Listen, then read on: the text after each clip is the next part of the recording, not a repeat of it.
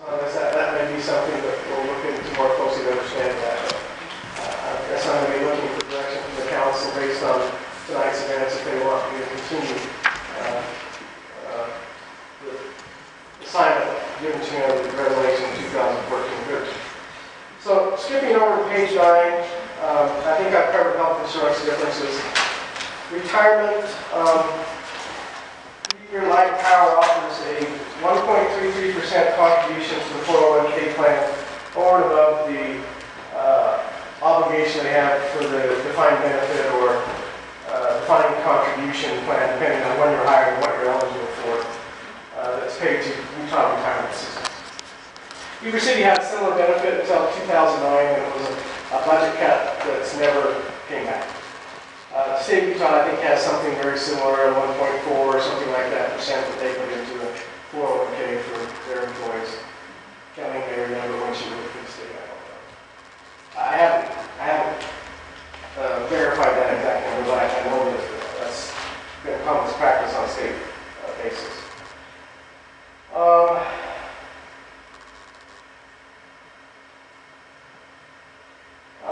Light Power has a policy that allows those that are near retirement for Light Power to make they may participate in the purchase of future retirement credit. As the policy indicates, it's to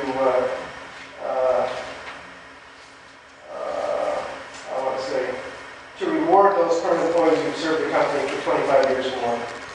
So Heber City doesn't have a similar policy. I got out on the Utah State Retirement website, and they have a URS service purchase estimate calculator, and I threw in the number of a person made $80,000 for the last 3 years on average of their years that they worked. And they were age 60, and we were going to buy 5 years of service to get them to age 65. And the cost of that for 5 years was $210,342. I want to say for 1 year alone, I think it was $40-some-odd thousand. Now, Mark, are you referring to one of your pages here, or is this new information? It's under Section 9 Purchase Policy, number 3 Purchase Policy, about halfway down the page.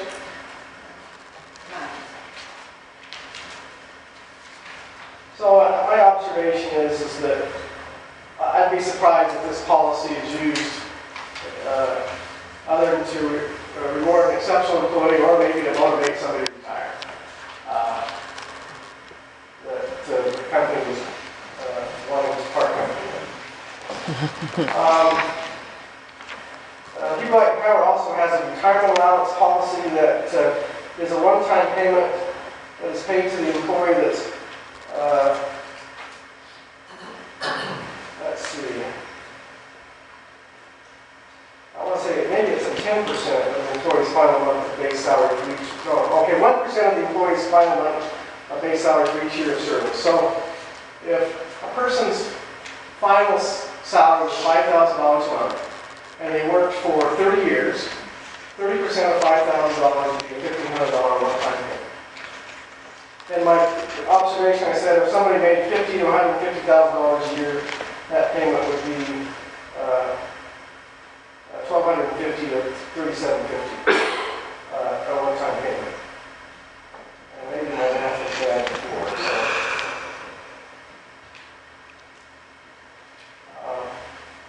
So, and Heber City doesn't have a policy similar to that. We do have kind of an unwritten policy that we try to buy retirement benefits for $10 for every year that the employee worked for the city.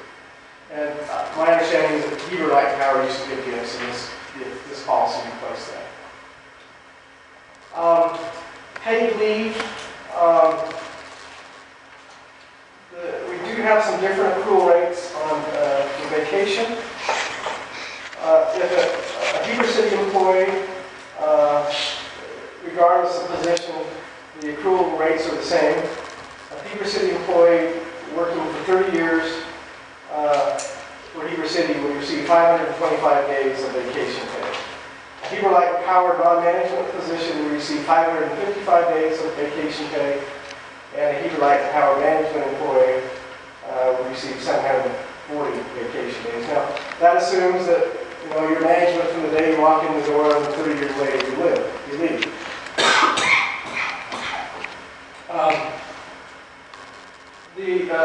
With regard to vacation carryover, Heber Light Power non-management employees can carry over only the amount of annual leave they accrue in a calendar year. So if you get 20 days a year, you can carry over 20 days. Heber Light Power management have no restriction on the amount of annual leave and vacation that can be carried over, and these hours can be used as an early retirement vehicle or paid out of their hourly rate upon retirement. Heber City requires 1/2 of vacation hours earned in each year to be used, and the maximum carryover hours for Heber City employees is 240 hours on the employee's anniversary date. So even though they could accrue the 525, their maximum is 240 in reality. Yes, that's the most they could have available on any anniversary date. Do we know if the Heber Light Power non-management employees can accrue the 550 days that they could earn max? Well, they're limited to carrying over the maximum amount the amount that they earn in that given year. In that given year. So they So- can carry over the 20 extra. Yeah, if they earn 20 days a year, they could carry over 20 days. So And that's unlimited. There's no that'd be max there. 160 hours. Is there any max on that, such as with Heber City? Yeah, the max on the non-management employees is whatever they accrue in a year. So it'd be 160 hours would be 20 days. But they can carry that over indefinitely, is what you're saying. Yeah, but that's the most they can have there, Right. But for the managers, there's no limit. no limit. Right. Sick leave policy. Heber Light Power allows their employees to accrue sick leave at the same rate as Heber City employees, which is 8 hours per month. So the accrual rates are the exact same. The difference is Heber Light Power can only accrue a maximum of 190 days at any given time. And upon termination in good standing, they can receive up to 75% of that sick leave. They can be paid for up to 75% of that sick leave, or 142.5 days. And it's if you work lesser period of time, it's a lesser rate. That's the maximum a non-management employee can receive for sick leave payout at retirement.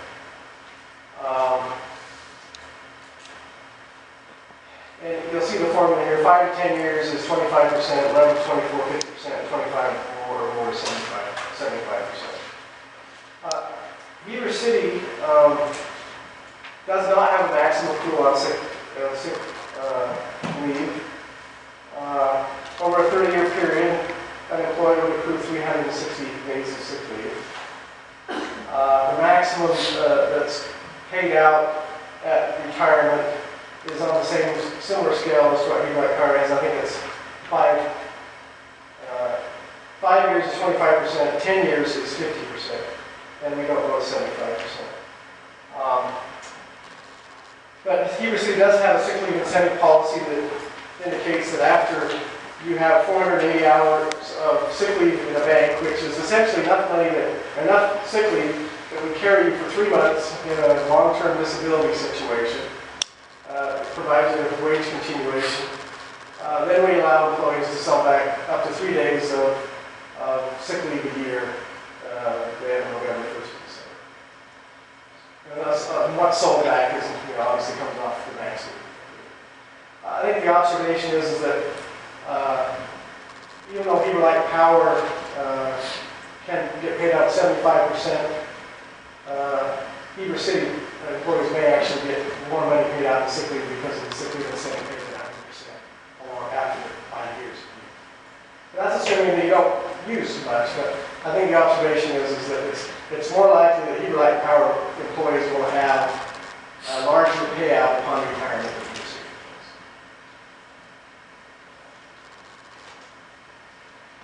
employees. You got just a few minutes to kind of wrap up. Okay, we're getting all trying to agreement leave.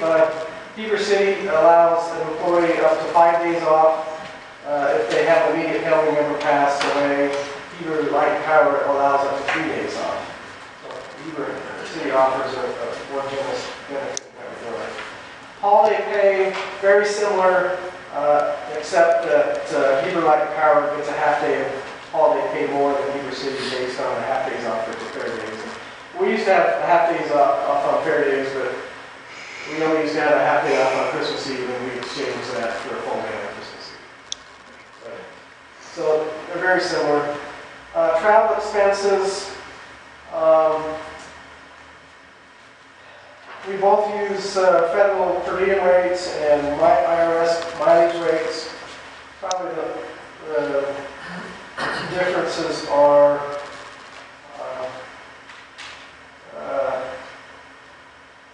the Heber City policy encourages employees to use Heber City pool vehicles when available, and reimburses only half the IRS rate of pool vehicles available when the employer chooses not to use it. And the Heber Light and Power policy gives more flexibility around the local travel area. So if someone that gets a car allowance travels out of, I want to say it was Davis, Weaver, Utah, Salt Lake counties, they are still eligible for mileage reimbursement. So I may be missing one county, but I think it's pretty much the Wasatch Front. If they leave the Wasatch Front, they can be reimbursed. Severance pay, Heber Light Power's policy provides for 3 months and up to 6 months for exempt managers if they're terminated without cause. Heber City's policy provides for 3 months of severance pay if an at-will employee, an appointed official, is terminated without cause.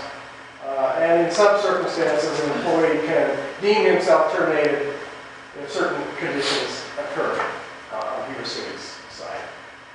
If they aren't given salary raises or the pay's cut or something like that.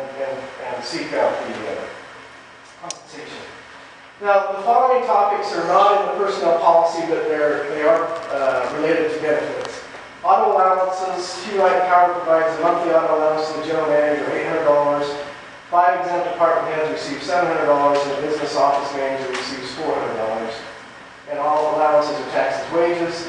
Heber City provides a monthly auto allowance to the city manager and the city engineer of $450. We have a reportable system, and any mileage that we can't document as business expense, we have to record income through payroll.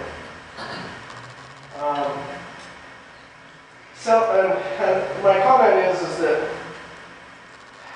car allowances are often part of the compensation package.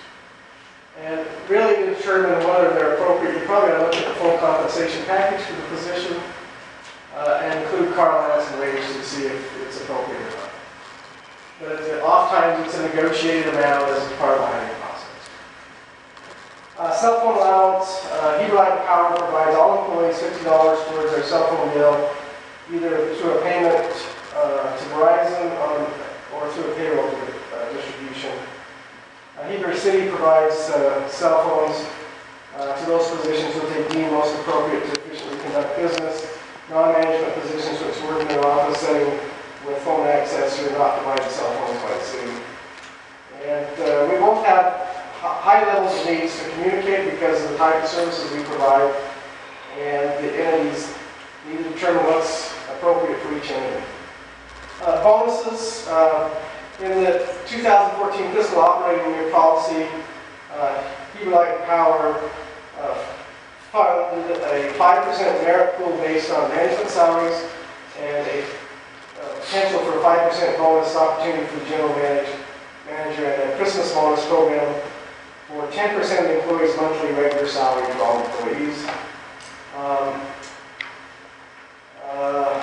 I don't know what criteria it's used to distribute that. I think the general manager has typically distributed the bonuses to management staff, and the board has determined what bonus the general manager will receive. But I don't know if that's tied to profitability goals or what they use to determine how that's allocated. And then the board of directors would be the one to determine what percent of the 5% bonus is allocated to be awarded to the general manager. Mark, how did you get the 40,000, which is the equivalent of the 5% merit bonus? Well, I was very conservative. I added up the total of the management salaries and took 5% of it. I excluded the general manager as I didn't know if that was included because he had a separate bonus opportunity. So is that 5% just supposed to go to managers, or is it supposed to go to employees and managers? My understanding is that historical practice and it's only gone to management, but I may be wrong. If other pay was given, it was a minimal amount to the rank and file. I think the majority was within the management. I guess it depends on what you call minimal, because we're aware that there were $78,000 worth of bonuses paid out in January to management and employees. And see, that's quite a bit higher than the 40,000. So that's why I'm wondering, well, where that the 40,000 would only relate to the management salaries. The 5% of the general manager's salary would have been included in that number. So my numbers are obviously wrong. It's probably more like 55 or something like that. Are you keeping a running total for us, perhaps on the differences of what Heber Light and Power is paying versus what Heber City is paying, and what that difference is somewhat adding up to on any of these things? I have not. Well, it seems to be quite a bit, just to put it mildly. I think that based on the information that's here, that you could probably do that. Let's see. Heber City does provide Christmas bonuses to employees and board members. And last year, full-time employees received $350, part-time seasonal $150, city council $250, city board $75. And with regard to Heber City, Heber Light Power Christmas bonus was based on the wage information that's posted on the website. An average bonus would have been $659 per employee.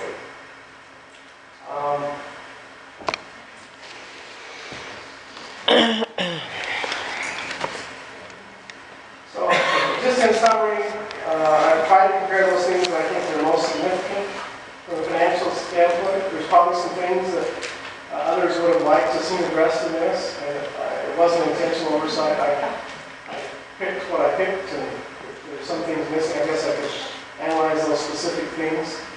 But once again, I think